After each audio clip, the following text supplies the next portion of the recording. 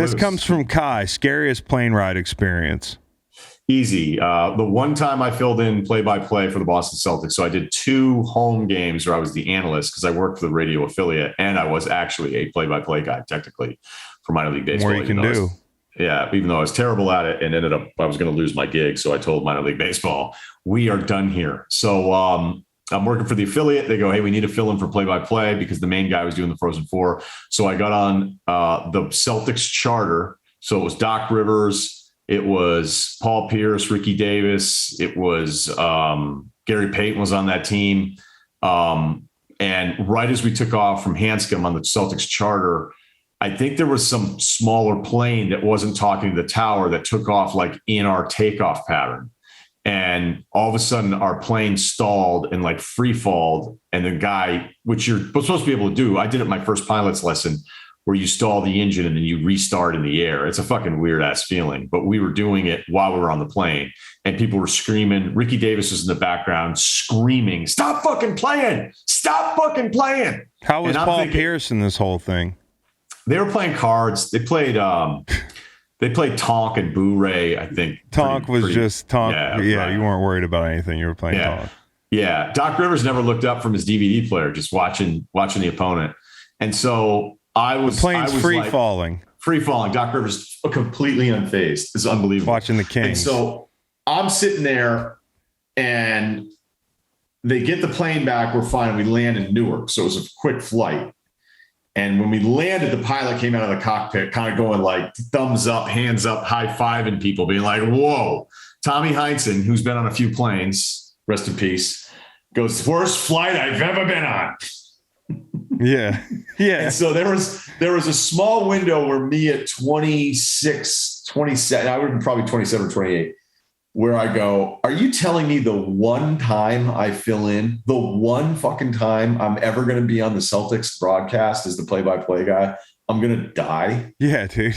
Yeah. Yeah. I would die if I could do that.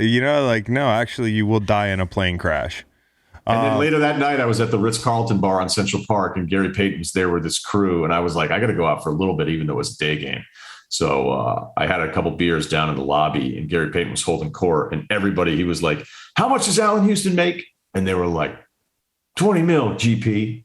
He's like, how many all first-team defense Allen Houston have? And he'd be like, not as many as you, GP. He'd be like, fucking straight. And so this routine went on for like a few minutes. And then there was like, he was like, how much does some other guy, how much does he make? And they'd be like, more than you, GP. And then he goes, that fucking guy going to be in the Hall of Fame? And they're like, hell no, GP. And then, so this is where I get, this is the punchline. I'm sitting with like my back glued to the bar of the wall. Like just, right. I'm observing, but I'm not in the group. And I take a sip of my beer and I go, hey, who's not going to be in the Hall of Fame, GP, is that fucking pilot. Record scratch. No. Okay?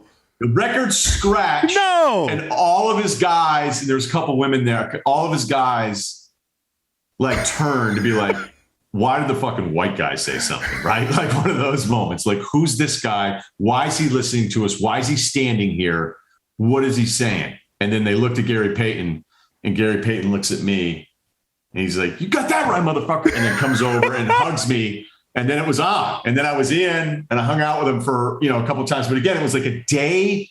It was like a Saturday broadcast during the day. And the reason I remember is because Doc Rivers got thrown out within 12 seconds, went in the back and watched the Masters. He lasted, I think, 12 seconds of the game that I was calling. But I remember I was like, all right, look, a couple beers, got to live it up, feel what it felt like. And then Gary Payton just kept going. I've never seen that's incredible. It's incredible that Gary lifted you up in that moment. Yeah, because had he not, could have got ugly. Just could have been super awkward. Could have just been super uncomfortable. I mean, how do you feel that silence?